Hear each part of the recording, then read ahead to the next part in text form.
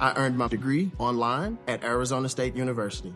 I chose to get my degree at ASU because I knew that I'd get a quality education, they were recognized for excellence, and that I would be prepared for the workforce upon graduating.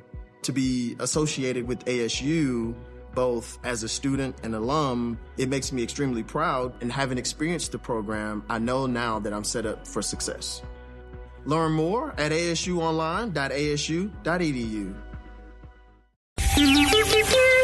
It's the 77 WABC News Hour. Talking the news with Noam Laden. All the news you need to know with Joe Nolan, traffic, Justin Ellick, sports. And now, Talking the news with Noam on 77 WABC. Yes, that's me. Good morning. It is Thursday, July 31st. Your forecast from the 77 WABC Weather Center. Sun and clouds this morning. Scattered thunderstorms likely this afternoon. Some could produce just buckets of rain. We'll get into that in a moment. The high going to be 84. And then tonight and overnight could see some pop-up showers.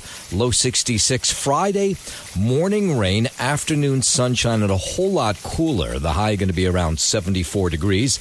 If you're walking out the door with us right now, 76 and partly cloudy in Pearl River up in Rockland County. 78 partly cloudy in Clark over in New Jersey.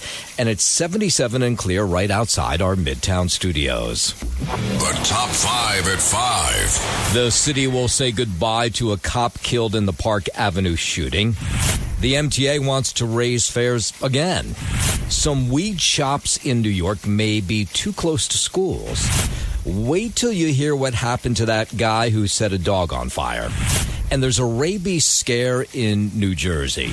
All right, let's get into it at 5:01. Let's start with the weather. We could see some really serious flooding this afternoon. Just want to give you this heads up. A flood watch is in effect, as up to 5 inches of rain could fall in just a few hours this afternoon. Now, this could easily curve one way or another, so it may not happen, but we're being told to give you this warning. Subway, highway, and basement flooding are all possible. The heaviest rains are going to be expected between 2 and 5 o'clock today. Now, we were watching on yesterday as the MTA and subway workers were checking subway stations.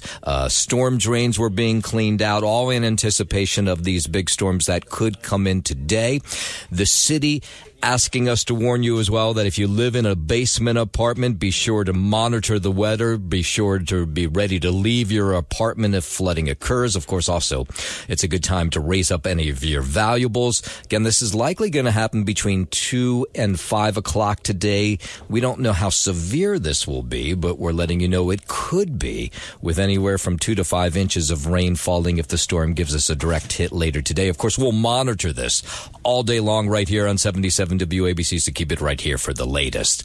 The other big story of the day is it'll be another sad one here in the city, all connected to the Park Avenue shooting. Today's a funeral for NYPD cop Darul Islam, who was killed Monday in that attack. There will be a line of duty funeral for the officer at a mosque in the Bronx this afternoon. That, as his friends and neighbors were speaking out yesterday, wondering how the crazed gunman who pulled off this mass shooting was able to get hold of a gun, even though he had mental health issues. I know he's a mentally person or whatever. Is when the people getting sick and they have a drug test and they have a health issue, why they have the gun? So that's my question. Islam, a 36-year-old husband, father of 2, whose wife is expecting the 3rd baby next month. They have raised $200,000 for his family so far with 2 online fundraisers that were posted just on Tuesday afternoon. My guess is there'll be more money in for that. And then there was another funeral yesterday this is for Julia Hyman, the 27-year-old Rudin management employee and Cornell University grad, who this was held yesterday at Manhattan Central Synagogue. We're finding out, I mean, this is just, the story is not just horrendous enough in its own that a 27-year-old is dead. We find out that apparently she may have been in a safe room on the 33rd floor when this gunman took the elevator up there, and that maybe she was shot and killed as she peeked out of that safe room. Just awful. At her funeral yesterday, friends, family calling her a bright light. She was truly the coolest girl girl in the world. We are bonded by a lifetime of memories, and that will still never be enough. And what we saw at Julia Hyman's funeral was just how close-knit her extended family was. It wasn't just the fact that she has a sister and parents, but there was a cousins crew that was incredibly tight. And they got up to speak as well yesterday. You know that love is a choice, and it's a choice you make obvious to those you love every day. During the hardest times of my life, you've given this gift to me without question or hesitation, and I love you for that. Yeah, it was hard to watch that yesterday. Arrangements for the Blackstone real estate executive Wesley LePatner. We have heard from the family. And basically what they have said is they want this to be a very private time for her husband and 2 young kids. And so they wouldn't be releasing many more details about what was going to take place. So we may not hear a whole lot about them, but they thanked the community for looking out for them. And then, of course, we have the security guard, Alan Etienne. His funeral is still being finalized. He was the security guard that was killed in the shooting. And then we're getting more details about the attack. Mayor Adams talking about this yesterday, describing the incident as intentional, sick, twisted act of violence. And this is, coming together more as because some of these notes that were left behind the gunman have been read, and they're getting a better sense of what took place. The shooter allowed a woman to walk past him unharmed when he walked towards 345 Park. Well, he attacked everybody else, though, that he encountered. And there was a couple heroic moments, more than a couple, but the one that really stands out was there was this NFL employee, the one who was shot in the lobby. So he took a bullet in the lobby, and then realizing that this gunman was in the building, he, after being shot, called up his employees in the NFL offices to warn them this guy was in the building. He didn't call 911. He called his friends to tell him upstairs what was happening. Oh. He's letting his team know. Like, this guy's a hero. Yeah, I mean, that's amazing. He did that after he was shot. Called the offices of the NFL. Thankfully, they say he is going to survive. And we're learning a little bit more about the gunman. He got his gun apparently from a coworker at the casino where he worked. And they say that coworker has been cooperative as the NYPD does an investigation of his apartment in Las Vegas. And Governor Hochul, she was talking a little bit yesterday about just the process of meeting with these families to tell them how sorry she is for their loss. When I spoke just over the last couple of days to the family of one of the security guards or the widow of the police officer, in broken English, she just said, "Can you pray for us?" And she's 8 months pregnant with 2 little ones. And, the husband of an incredible star executive. So I just speak to all of them as if I was in their shoes and try to say, I can't imagine what it's like to go home and not have your most beloved person in the world in bed with you tonight. Yeah, just horrible is what it is. WABC News Time 5:09. If you work here in Midtown Manhattan, no doubt you've been thinking, what is the security like in my building after what took place at 345 Park Avenue? New Yorkers say this has really hit close to home for them. Park Avenue? Wow, you don't get nothing like that happening on Park Avenue. My friend was right around the corner from her home, and she was just worried about her son. I'm like, he's okay, he's in the gym, he's fine. You don't go out. You stay there. St. Bart's that's where I go to church. It's right next door. My next door neighbor is a receptionist at Blackstone. So people are immediately thinking, who's in there? Yeah, Mayor Adams says the building at 345 Park did have safety features that could not be put into effect because the security guard, the off-duty police officer, was the first person killed. So, whatever precautions were in place, they could not be carried out. How is that man able to walk with such a long rifle? Come on, man. Nobody see that dude doing that? Nobody see that dude walking in there with that? Come on. Yeah, that's been one of the questions over the last couple of days, but he only walked a block. So NYPD cops are not Superman. They can't fly in and take this guy out if he's walking just a block. I think that to some people that possibility is something that they don't want to take a risk on. I would rather stay home because in reality, this had nothing to do with them. This maybe if you are at home, maybe you can eliminate that possibility. Yeah, obviously just unlucky. Several offices inside that building, 345 Park, are closed for the rest of the week, including Blackstone, which is reviewing its security measures after their company executive died. Meantime, NFL offices say they won't open. They were in that building as well until at least August 8th. WABC News Time 5:11. It's probably the last thing that subway riders want to hear after a hellish commute this week and a meltdown down below because of the heat signal problems. But yeah, fares are going to go up again. The original plan was to jack up subway, bus, and commuter rail fares this year. That was delayed a bit. Now, in January, the MTA is expected to raise the cost of a bus or subway ride from $2.90 to $3. Metro cards also going away with the onset of tap and pay via Omni. The most recent fare hike for buses and subways was in August of 2023 when the base fare went up from $2.75, the number it had been at for a decade.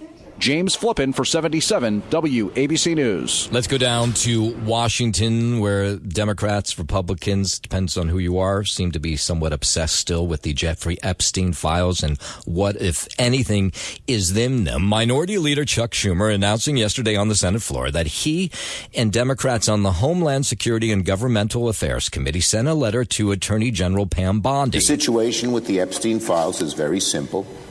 Donald Trump promised transparency, and he has broken that promise. As a candidate, Trump said on many occasions he would release the Epstein files if elected, and yet he has refused to do so. In this letter, Democrats request the Justice Department to hand over the full and complete Epstein files. A rarely used law says the executive branch must turn over requested documents when requested by at least 5 members of the Homeland Security and Governmental Affairs Committee.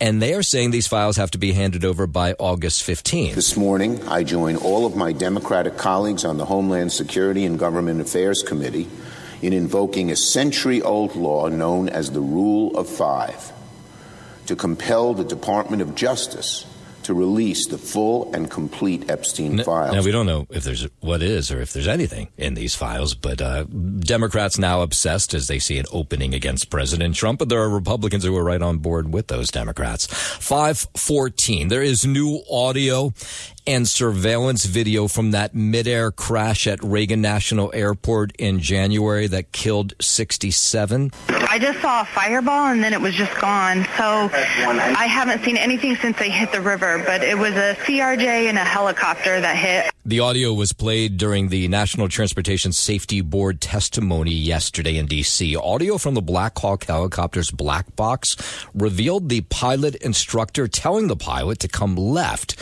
saying they were out towards the middle. Did the plane land on the runway or what? They both went down. They both went down. Okay, and where are they? Are they in the river? Are they on the approach end? They appear to be in the river. And that's it. That's when the audio just completely cuts off as the aircraft collided, the helicopter and the airplane. Again, that crash claimed 67 lives. 5:15 now. Let's head over to the 77 WABC Sports Desk, and here's Justin Ellick. Thank you, Noah Maladen. We'll start here on the Diamond in the Bronx. Ryan McMahon drove in the winning run in the 11th inning with a single to deep center field, and the Yankees edged the Tampa Bay Rays 5-4 in a back-and-forth finish. Trent Grisham hit a tying homer in the 8th. Anthony Volpe did the same in the 9th, and Cody Bellinger evened the score again for the Yankees with an RBI triple in the 10th. Moments later, New York took advantage of a critical balk by reliever Kevin Kelly to remain 4 games behind first-place Toronto in the AL East. Grisham's leadoff homer in the 8th and Giancarlo Stanton's run-scoring single off Brian Baker gave the Yankees a 2-1 lead. Tim Hill worked a scoreless inning for the win. Volpe did hit his 6th homer in 12 games, but also committed his 3rd throwing error in 2 nights at shortstop. He now leads the majors with 16 errors. Up next for the Yankees, Marcus Stroman gets a start in the finale of this 4-game set against Tampa. First pitch is scheduled for 7:05 p.m. from Yankee Stadium, with the Yanks vying for a series win. In San Diego, the Mets got routed once again by the Padres. The final score 5-0 this time. Good for New York's third straight loss and a series sweep at the hands of San Diego. Slugger Juan Soto was out of the lineup for the Mets a day after fouling a ball off the top of his left foot. Starter Clay Holmes lasted only 3 2/3 innings, allowing 4 runs, 2 earned, and 8 hits. And Mets were swept in a series of 3 or more games at San Diego for the first time since 2008. Up next for the Mets, an off day today before they return home to Queens to welcome in the San Francisco Giants for the weekend. And we are looking ahead. Noam Laden, you got gridiron action tonight, 8 p.m. Right. Hall of Fame game. You going to tune in at 8 p.m. tonight? No. No, absolutely But I'm not. excited that football season's not far away. It's a good feeling, right? It's nice, and it'll help with the coming of the frigid and cold temperatures. So we're looking forward to some NFL action tonight. Hall of Fame game. It's the preseason opener between the Chargers and the Lions. And then as for our local squads here, the Giants will get their preseason schedule underway Saturday the 9th against the Bills. That's a 1 p.m. kickoff. And the Jets, they will get their preseason schedule underway against the Packers. That's an 8 p.m. kickoff also on Saturday Do you know the 9th. they charge full price for those That's preseason a really good tickets? question. You know who... No, they do. Oh, they do. That you're telling me a fact. Isn't that crazy that they charge? Crazy. Yeah, it's full, same price regular season as preseason. Oh, that's not right. Yeah. No. I can't be right. No, it should be like half price. If that. Yeah. Are you kidding me? Come on. Yeah. It's preseason football. Exactly. Oh, I'm at a loss for words. Man, okay. Yeah. Well, I'm not going to preseason games anyway, so. No. And now you're definitely not going to go. Yeah, now I'm full definitely price. not going. Exactly. It should be $10. Come on. Preseason football. Joe Nolan, do something about that. All right. That's your sports now. I'm Justin Ellick on 77 WABC. Joe, is there anything you can do about that? Yeah, I'll call Mr. Johnson in about 5 minutes and let him know. Thank you. Wake him up. Yeah. I mean, don't you think that's ridiculous, Joe? Can't be the same I've price. always thought that was ridiculous. Yeah. Yeah, it is. But, they make them say they do the same thing in hockey. When you have season tickets for the Devils, they make you pay for the full boat for the preseason games, too. Crazy, That's man. nuts. Yeah. Wow. Yeah. But we're suckers and we do it. So I guess that's why they do it. I wouldn't do it. No, but they'll get, 30,000, maybe more than that. Yeah, of course. They'll have more than that. Of course. They'll have more than that. Oh, come on. This is America. We love football. Yeah, they'll definitely have more than that. When the Jets open up week 3. That's their first preseason game at home, and they'll be 50,000 there. Wow. Without a doubt, totally. WABC News Time 5:20. Let's go overseas. British Prime Minister Keir Starmer says the United Kingdom is prepared to recognize a Palestinian state if Israel fails to take immediate action to end the war in Gaza. Correspondent Blake Sifton reports from Tel Aviv that the announcement is not going over so well with Israeli officials. The Israeli government opposes a two-state solution, so it is highly unlikely that it will agree to the conditions, and Prime Minister Benjamin Netanyahu condemned the move, saying it rewards Hamas's monstrous terrorism. Starmer is calling for the Israeli government to agree to a ceasefire, commit to a long-term sustainable peace. British Prime Minister Keir Starmer announced Tuesday that the UK will recognize a Palestinian state in September unless the Israeli government agrees to a ceasefire in Gaza, addresses the starvation crisis in the Strip, and commits to the peace process. Yeah, the announcement comes after French President Emmanuel Macron announced Paris's recognition of a Palestinian state will come at the UN General Assembly in September. And President Trump says it'll be very hard to make a trade deal with Canada after its prime minister announced plans to recognize a Palestinian state. Prime Minister Mark Carney said yesterday that Canada would recognize Palestine as a state if the Palestinian Authority commits to certain conditions. The president responding on Truth Social last night, saying that Carney's announcement will make it very hard for the U.S. to make a trade deal with Canada. Trump's negotiating deadline, by the way, for the trade deals is August 1. Canada is facing a 35% tariff on exports. 521, Brown University agreeing to a deal now with the White House that restores federal research funding to the Ivy League school. In return, the Ivy League school will pay $50 million over 10 years to support workforce development in Rhode Island. The funds were frozen earlier this year over allegations it failed to address anti-Semitism and used discriminatory admissions practices. As part of the deal, the school agreed to follow federal rules on sex and gender and increase support for Jewish students and Israel-related programs. Similar deals have been reached at Columbia and Harvard. I'm Mark Mayfield. 522, the Federal Reserve leaving interest rates unchanged yesterday. Fed Chair Jerome Powell speaking out after the announcement. My colleagues and I remain squarely focused on achieving our dual mandate goals of maximum employment and stable prices for the benefit of the American people. Despite elevated uncertainty, the economy is in a solid position. The announcement comes as President Trump has been publicly pressuring Powell to lower rates. Powell's term is up in 9 months. It's the fifth straight time, by the way, that the central bank has kept rates steady. Although the increase in the second quarter was stronger at 3%, focusing on the first half of the year helps smooth through the volatility in the quarterly figures related to the unusual swings in net exports. The moderation in growth largely reflects a slowdown in consumer spending. President Trump not happy about this at all. Europe, as you know, cut their rates 11 times in the last short period of time. But the good news is we're doing better than anybody anywhere in the world. Nobody's doing anything even close to us, even with the higher rates. Each point that this gentleman keeps up costs us $365 billion a year. Think of that. 1 point. $365 billion. And as that announcement was made yesterday, we found out the U.S. economy is growing at a stronger pace than expected. Correspondent Mitch McCann has more. GDP grew by 3% during the April to June period, according to the Department of Commerce, well above the 2.3% estimate from analysts, and a sharp contrast to the 0.5% decline recorded from January to March. Yeah, second quarter GDP came in a whole lot stronger than predicted. 523, President Trump rolling out his Making Health Technology Great Again agenda. Held a press conference yesterday. The Back plan is meant to encourage more seamless sharing of health care data between states and the federal government. With today's announcement, we take a major step to bring health care into the digital age.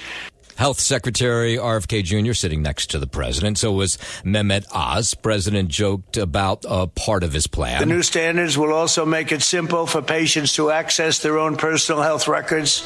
I don't want to see mine, please. I don't want to see. Okay. To give health care providers, insurers, and software companies the tools they need to empower Americans with a 21st century experience on health. That announcement coming yesterday. 524, over to Colorado. That dentist accused of slowly poisoning his wife to death found guilty yesterday. It took the jury less than 24 hours to decide the fate of James Craig, who was arrested back in 2023. We, the jury, unanimously and beyond a reasonable doubt, find the defendant, James Craig, guilty of murder in the first degree. The DA who was prosecuting this case said there was just so much evidence that he had poisoned his wife. 10,000 pages of documents, 2 terabytes of data, and more than 300 witnesses. It overwhelmingly pointed to James Craig's guilt. Prosecutors say Dr. Craig poisoned his wife numerous times, including a final dose while she was in the hospital, with doctors trying to figure out her mysterious illness. He gave in to greed and cowardice, ultimately treating Angela as an object, an obstacle to the life he wanted. Now, you might be asking, why did he do this? Apparently, he wanted out of the marriage. Craig's wife's siblings, they spoke out yesterday. We thank you all so much for your support. And Angela, we miss you and we love you forever. His wife's name was Angela. We are undoubtedly elated that James Craig will never be able to do this to another person. Now, 526 down to Texas. The flash flooding that hit Texas Hill Country has proven to be too much for many of the summer camps that straddle the Guadalupe River to reopen this summer, but some actually have. Kimberly McComb runs the Hardo Hills camp in Hunt. Now, there's a lot of these camps right on the river. The property is decimated. We've taken an absolute nosedive in property value.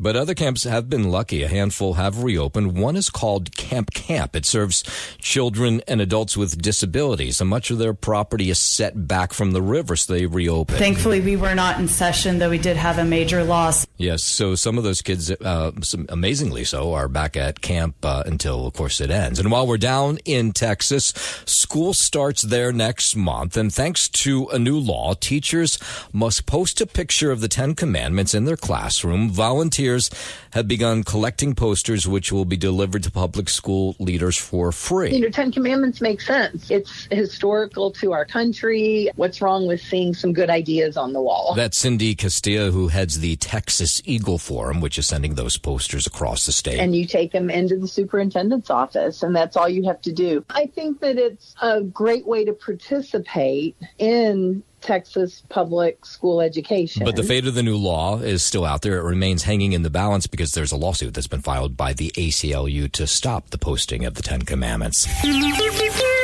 It's the 77 WABC News Hour. Talking the news with Noam Laden. All the news you need to know with Joe Nolan, traffic, Justin Ellick, sports. And now, Talking the News with Noam on 77 WABC. Yes, that's me. Good morning. It is Thursday, July 31st. Your forecast from the 77 WABC Weather Center. Sun and clouds this morning. Scattered thunderstorms likely this afternoon. Some could produce just buckets of rain. The high going to be 84. Tonight and overnight could see some pop-up showers, low 66. And then Friday, morning rain, afternoon sunshine. The high's only going to be in the low 70s. If you are walking out the door with us right now, so happy you are. It's 76, partly cloudy in Pearl River up in Rockland County. 78, partly cloudy in Clark over in New Jersey. And it's 77 and clear right outside our Midtown studios. WABC News Time 5:39. I want to warn you, we could see some serious flooding this afternoon. A flood watch is in effect as up to 5 inches of rain could fall in just a few hours. A subway, highway, basement flooding, all possible. And the heaviest rains are expected between around 2 and 5 p.m. this afternoon. Now, we may not get 2 to 5 inches, but we're letting you know it could happen. So New York City wanting us to warn you that if you live in a basement apartment, be sure to monitor the weather, be ready to leave if flooding occurs. The Thursday forecast calls for this dry morning, which we'll see today, and then the heavy rains again between 2 and 5. Keep it right here. 77 WABC will have the latest on these storms and their severity as they move in, possibly between 2 and 5 o'clock this afternoon. The other big story continues to be, of course, the Park Avenue shooting that took place Monday. It took the lives of 4, including NYPD cop Darul Islam, who will be laid to rest. There will be laid to rest today, I should say. There'll be a line of duty funeral for the officer at a mosque in the Bronx this afternoon. That, as friends and neighbors there wonder how the gunman, who had clearly had mental health issues, was able to get his hands on a gun. I know he's a mentally person or whatever. Is when the people getting sick and they have a drug test and they have a health issue, why they have the gun? So that's my question. Yeah, a lot of people asking that question. The funeral for the 27-year-old who worked for Rudin Management, who was shot dead during the gunfire, that was held yesterday. It was for Julia Hyman at Manhattan's Central Synagogue. Her friends spoke. She was truly the coolest girl in the world. We are bonded by a lifetime of memories, and that will still never be enough. You know that love is a choice, and it's a choice you make obvious to those you love every day. During the hardest times of my life, you've given this gift to me without question or hesitation, and I love you for that. And we did hear from Wesley LePatner's family, and that's the wife and mother of 2 who was killed, worked for Blackstone, and they said that their funeral arrangements will be kept private, and they asked for privacy as they mourn. And we're still waiting on funeral plans for the security guard in that building, Elen Etnier, who was also killed. Apparently those funeral plans are still being finalized. And the mass shooting, of course, the big talk on the mayoral campaign. You had Zohran Mamdani returning from vacation in Uganda yesterday. He visited with the family of NYPD cop Darul Islam. Here he was speaking out afterwards. And in this moment of mourning and of grief, I want to thank law enforcement for their response to the horrific shooting on Monday and their work in keeping New Yorkers safe. And Mayor Adams speaking out as well yesterday, saying that Zohran Mamdani's plan for the NYPD would be bad. And he's pointing out that Zohran Mamdani wants to get rid of a crew that would have been involved in responding to that shooting at the Park Avenue building. When you start dismantling the pieces of the law enforcement apparatus that are specifically designed to carry out functions, that is extremely dangerous. And a lack of knowledge and understanding of these roles really could harm law enforcement. Andrew Cuomo going on the attack against Mamdani over this as well. The Assemblyman called for the dismantling of the Strategic Response Group.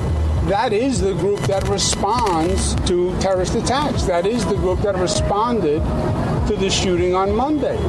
So he just doesn't understand government, and he doesn't understand public safety.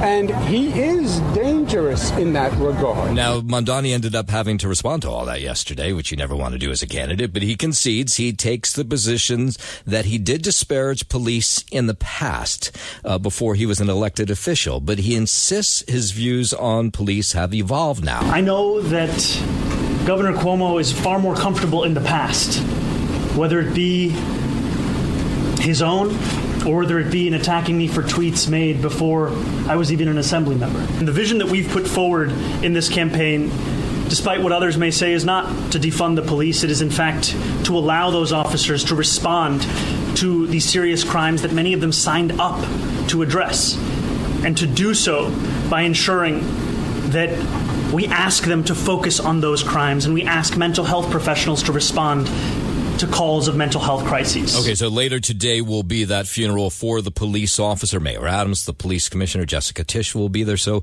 as we see on his schedule, Republican mayoral nominee Curtis Sliwa will attend that funeral as well. 544.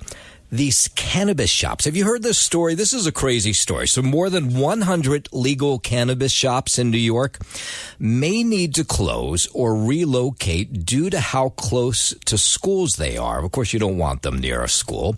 The problem is the people who took those measurements got it wrong. And it wasn't the businesses that took the measurements. It was government that did. So dispensaries were approved to open if they were at least 500 feet away from schools. But state officials admitted they miscalculated that distance, and scores of these dispensaries are being told they're too close to schools and will have to move. But the dispensaries say, wait a minute, you made the mistake, not us, and now you're going to make us pay by moving? Wasn't our error, this error wasn't made on our side or our part? It was shocking to us. We kind of followed the application process in good faith. The location was approved by the state. We would just love to stay in this space. The Office of Cannabis Management admits it made the mistake of licensing dozens of dispensaries that are within 500 feet of schools by measuring the distance to the door instead of the property line. So now dispensary owners are wondering if they're really going to have to move. I hope the state decides that anybody who,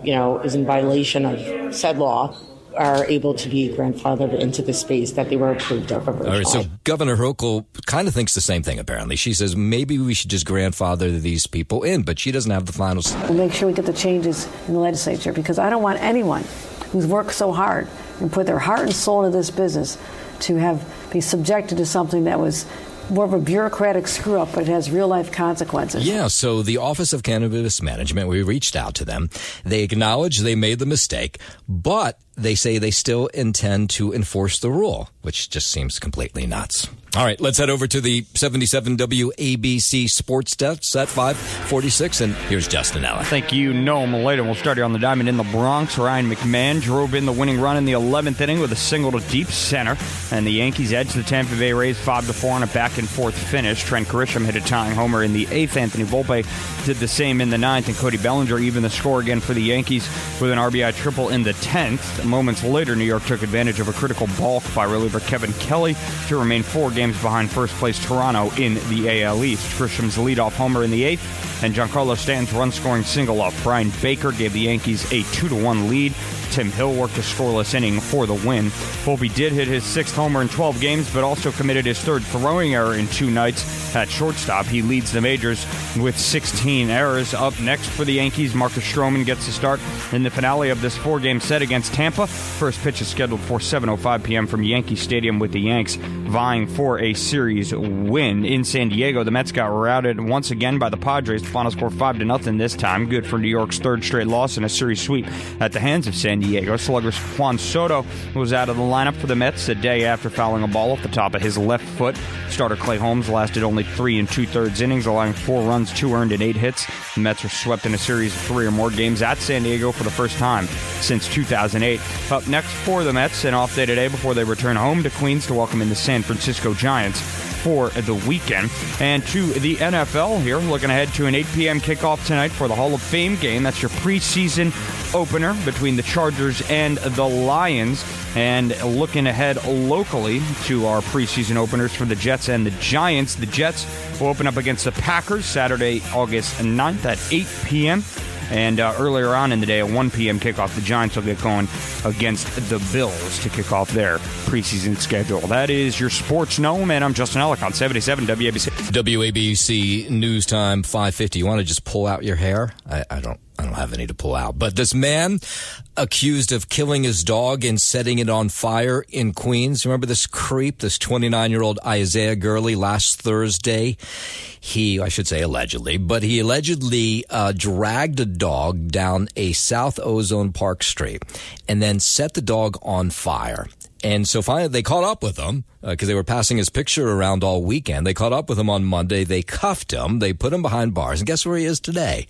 He's walking the streets. Apparently his crimes are not bail eligible. So they've released him back to the streets. This is after he poured oil on the dog's body, set it on fire at 5 a.m, and then just walked away. So when does he have to return to court to face those charges of animal cruelty and other things? Not until September 17th.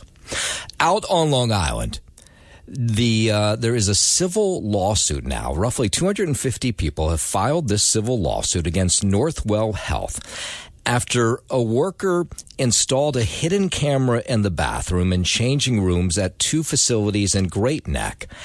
And the lawsuit claims the healthcare network did not do enough to stop the illegal recordings of the victims, which include numerous children. So now they want a payday. This is people's privacy. I mean, their most private moments are just being videotaped, and it's just embarrassing, humiliating, disgusting. Of course it is. Northwell Health employee Sanjay Syam Prasad allegedly recorded patients and visitors in various states of nudity and undress for almost 2 years.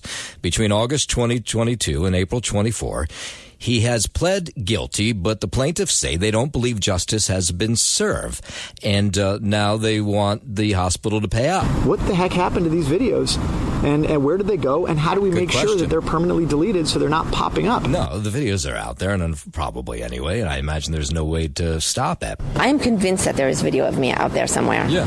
Yes. Terribly disturbing, yes. So if this doesn't drive you crazy enough, CM Prasad is expected, when he's sentenced in September, to just get 5 years of probation, no jail time.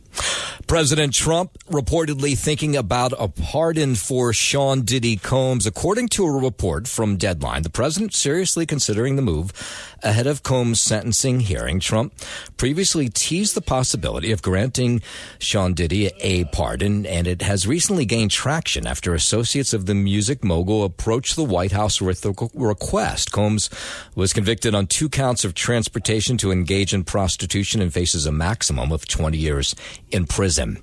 Subway bus riders may be paying more starting come January. The MTA board unveiled a plan yesterday to raise subway and bus fares by 4% and will push a single subway ride to $3 starting January 4th. No one likes a fare hike, but the way it's been done incrementally, in a way that's controlled, in a way that's expected, and a way that doesn't bring big surprises is a much healthier way to do things. MTA Board Chair Sam Chu says the fare increase was originally planned for August, but the MTA is pushing it back. Just so we can actually keep pace with the wage increases we have and other costs. But this is a very gradual raise, and I think very respectful of the cost of inflation and affordability issues. Now, if this goes through, it just has to get by the MTA board, but drivers using MTA-run bridges and tunnels, they'd have to fork over 7.5% more come January. Those using the LIRR Metro North would see nearly a 4.5% increase in January as well. While we're talking subways and trains, a 31-year-old man found dead on the edge of a southbound Q train platform with severe trauma to his head. And now police think he may have been pushed onto the tracks and killed. And subway riders wanting to know what's the whole story here. That could have been anybody. But if it was a fight, he probably was pushed into the train. Yeah, this happened in Brooklyn. Witnesses say they saw the body lying in the tracks, bloodied and mangled. It's unclear how exactly the attack led to the man's death, but police did confirm some sort of dispute between him and someone else happened moments before he was killed. It's just sad that I'm not surprised. You know, the subways are dangerous, especially at night. It does suck that stuff like this does reroute basically like everyone else's kind of daily life. Yeah, police have taken one person into custody, but so far no charges have been filed. Congressman Jeff Van Drew from New Jersey set to meet with Jersey Shore mayors next month following word that shore communities won't get federal beach replenishment funding this year. According to the Press of Atlantic City's reporting, the meeting will take place August 26th. It's the first time in almost 30 years that zero money has been earmarked to pump sand onto beaches to prevent erosion. Van Drew says he will push for beach replenishment funding for next year. The federal government normally allocates between $100 and $200 million annually to address beach erosion. James Flippin for 77 WABC News. While we're in New Jersey, health officials Somerset, Middlesex County issuing health alerts about possible rabid animals. Middlesex County health officials say a skunk tested positive for rabies in Piscataway, making it the fifth rabid animal reported countywide this year. The second one in Piscataway alone. The state has become more developed. The likelihood of interactions with wild animals increases, and so we just want people to be cautious. Yeah, they say a resident's dog actually exposed to the deceased skunk. Testing showed the dog hadn't been exposed to any humans. In Warren County, a Somerset County teenager received rabies treatment after the teen and a dog were attacked by a fox during the first week of July. During the same week, two other residents reported being attacked by a fox and were treated. This was somewhat unusual because of the number of occurrences within a short period of time. Yeah, so they're warning if you haven't given your dog rabies shot, you should absolutely do so. And, of course, keep them away from wild land animals. And West Orange, New Jersey, paying tribute now to former teen idol David Cassidy. I think I love you. Cassidy grew up on Elm Street with his grandparents, and officials will be co-naming the street David Cassidy Way. The singer and actor famous for the song I Think I Love You played Keith Partridge in the 1970s musical TV series. The Grammy-nominated star was nominated for Best New Artist with the rest of the Partridge family in 1971. He was 67 years old when he died of liver failure in 2017. Lisa G., 77 WABC News. Thanks for listening to the News Hour with Noam Laden. You can hear the News Hour with Noam Laden weekday mornings at 5 on 77 WABC. If you like the podcast, share it with your friends and listen anytime at WABCRadio.com and download the WABC Radio app. Hit that subscribe button on all major podcast platforms. Plus, follow WABC on social on Instagram, TikTok, Facebook, and X. See you next time for a new episode so you never have to wonder. What the heck is going on here?